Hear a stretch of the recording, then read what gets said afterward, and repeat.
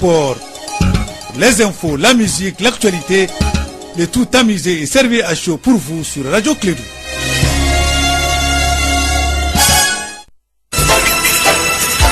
Radio Clédou, le journal avec Sotelma Malitaire. Mesdames et messieurs, fidèles auditeurs, inconditionnels de l'ensemble du réseau, musulmans croyants et pratiquants, nous sommes aujourd'hui, vendredi 24 mars l'an 2017, il est exactement 7 heures en temps universel. Nous vous disons prière et pitié, bonté, sincérité, humilité et dignité. Voici ce qu'on vous recommande. Tendez bien les oreilles, vous allez être informés. Le journal, ça sera avec Arunat Djaniba, à qui je dis bonjour et bon vendredi. Merci Abdoulandan, bonjour à tous. Bienvenue dans cette première édition des Clédou Actualité. Bonne opération à l'issue de la campagne agricole 2016-2017. Les Mali réalisent 106% des productions céréalières et 92,2% de coton-graines. L'information a été donnée au cours de la 7e session ordinaire du comité exécutif national du Conseil supérieur de l'agriculture. Et puis 14 pays américains demandent au Venezuela la libération des prisonniers politiques et un calendrier électoral. On verra tout ça dans l'actualité internationale de cette édition. Voici pour vous les sommaires. Bonjour à toutes et à tous et bienvenue.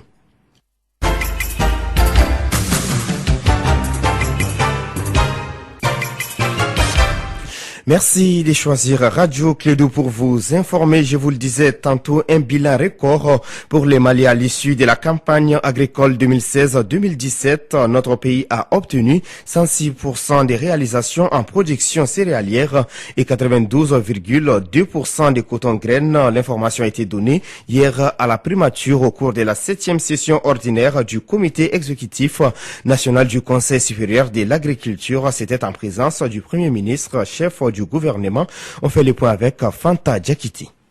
Le Mali vient de faire un bilan de production record pour les céréales et le coton au compte de la campagne agricole 2016-2017. Kassoum Denon, ministre de l'Agriculture. Le Mali vient de franchir l'étape de 8 800 000 tonnes pour se classer premier au niveau de l'ensemble des pays ouest-africains en termes de céréales après le Nigeria qui a fait 28 millions de tonnes. En termes de production de coton, nous venons de franchir le cap de 645 000 tonnes pour une prévision de 650 000 tonnes. Cela aussi est une production record. Pour la première fois, le Mali a atteint ce niveau. Donc ce bilan a été exposé, apprécié par le gouvernement. Déjà, le département de l'agriculture se donne une prévision pour la nouvelle campagne d'environ 10 millions de tonnes de céréales. Pour ce faire, un grand accent sera mis sur la politique d'accroissement des rendements de production à l'hectare à travers la réduction des superficies. Et cela a été une recommandation forte. Comme ça, au bout du tunnel, nous aurons une agriculture non seulement productive, compétitive et durable. Aussi, il nous a été demandé de tenir compte des changements climatiques. Comme vous savez, nous sommes dans un pays sahélien. Tous les programmes de l'année prochaine vont tenir compte véritablement de tout ce qui est phénomène de changement climatique. Il a été recommandé de ces assises de mettre un accent particulier sur la fertilité des sols. Parce que nous utilisons beaucoup d'engrais chimiques. Je pense que la projection de l'année prochaine nous permettra de connaître un gain de productivité satisfaisant et une augmentation constante de la production agricole. Quant au président de l'APECAM, Bakary Togola, il n'a pas manqué de manifester sa satisfaction par rapport aux résultats de la campagne. Je pense qu'en tant que président et en tant que paysan même, je suis très heureux pour la réussite de cette campagne. Tous les acteurs ont mis la clé pour qu'il y ait cet résultat. Et je pense que tout ce qu'on a programmé pour la campagne 2017-2018, si Dieu nous accompagne, la volonté du chef d'État est là déjà et son gouvernement. Donc je pense que nous, producteurs, on est prêts pour la campagne déjà. Tout ce qu'on a programmé ici, si on ne va pas dépasser, en tout cas on va arriver à ça. Au cours de cette session, le Premier ministre Modibo Keïta a invité tous les acteurs à persévérer dans cette voie afin de relever le défi de la modernisation de notre agriculture. Merci Fanta Diakité. Tout à fait autre chose, un cadre d'échange pour l'émergence des personnes handicapées en Afrique. Une rencontre de 2 jours a débuté ce jeudi à Bamako, organisée par le Forum africain des personnes handicapées sur la thématique. Elle sert de moyen de pression pour les organisateurs pour une meilleure prise en compte des préoccupations de cette couche vulnérable de notre société. Écoutons Mokhtar Ba, il est le président de l'association malienne des personnes handicapées au micro de Mahamadou Khan. Khan. L'important, c'est d'élaborer un plan stratégique sur 5 ans. Vous savez, le forum, la dernière institution née, maintenant pour parler de façon amplifiée la voix des personnes handicapées d'Afrique. L'Afrique est d'ailleurs la dernière, puisqu'il y a d'autres forums, des autres continents qui travaillent déjà. Bon, nous nous sommes dit qu'il va falloir vraiment qu'on fasse ce forum pour qu'il y ait une unité de voix devant les instances continentales, sous-régionales et même internationales. Donc, ce forum a été créé sur le fonds baptismaux et avec l'égide du PNUD et de l'Union africaine. Et actuellement, nous voulons faire notre plan stratégique pour pouvoir vraiment, comme je vous l'ai dit tantôt, essayer vraiment d'aller vers une inclusion plus poussée dans la sphère africaine. Donc ça peut beaucoup vous aider ici au niveau local? Ça peut beaucoup nous aider au niveau local parce que ça va nous permettre, ça peut permettre aussi de porter notre voix au niveau local en termes de plaidoyer. À l'instant, Mokhtar Ba, le président de l'Association malienne des personnes handicapées, des propos recueillis par Mahamadou Khan, actualité internationale juste après ceci.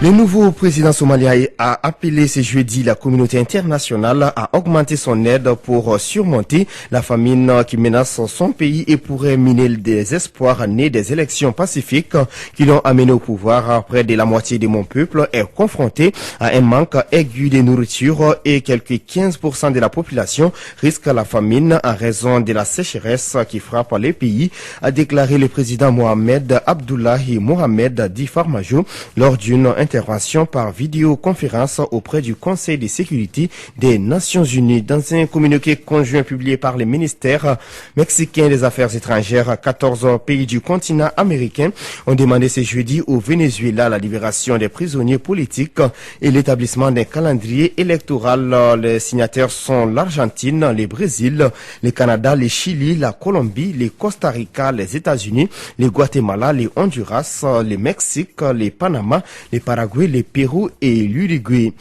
Présidentielle française invitée de l'émission politique sur France 2 ce jeudi 23 mars, François Fillon a accusé le président François Hollande d'organiser à la tête d'un cabinet noir les fuites dans la presse sur ses affaires judiciaires. Le président a condamné des allégations mensongères. Un homme de 75 ans blessé mercredi dans l'attaque de Westminster a succombé, annonce faite hier jeudi par la police britannique, ce qui porte à 4 le nombre de personnes tuées en plus de l'assaillant dans la soirée. La police avait indiqué que l'attentat avait fait une quarantaine de blessés, dont 2 se trouvaient entre la vie et la mort et 5 dans un état critique. L'attentat a été revendiqué hier jeudi par le groupe État islamique. La police britannique a annoncé avoir identifié l'assaillant. 8 personnes en lien avec l'attaque ont par ailleurs été arrêtées. Plusieurs centaines de personnes se sont rassemblées jeudi soir 23 mars à Trafalgar Square, la place emblématique du centre de Londres, pour une veillée en hommage aux victimes de l'attentat commis ce mercredi aux abords du Parlement britannique. Retour à l'Hexagone pour parler littérature placée sous le signe de la convivialité. La manifestation Livre Paris a ouvert ses portes ce jeudi 23 mars. 1200 exposants, 3000 auteurs en dédicace et 800 rencontres et débats attendent le grand public dès ce matin au parc des expositions à la porte de Versailles. Cette 37e édition du Salon du Livre parisien affirme sa dimension internationale en célébrant la littérature d'Afrique et du Maroc en tant que pays invité d'honneur. Une première pour un pays du Maghreb. La découverte des métiers de l'édition sera l'un des temps forts de ces rendez-vous parisiens. Il est 7h08. Vous suivez Clédou Info.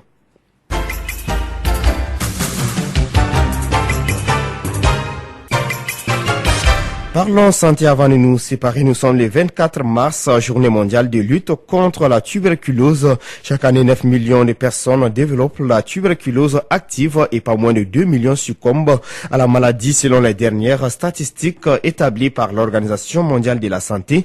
Au Mali, plus de 70% des malades tuberculeux sont sous traitement, mais ces résultats est jugé non satisfaisant. C'est ce qui ressort de la session de plaidoyer qui s'est tenue cette semaine à l'Assemblée nationale du Mali. L'initiative vient du programme national de lutte contre la tuberculose en collaboration avec Catholique Relief Service.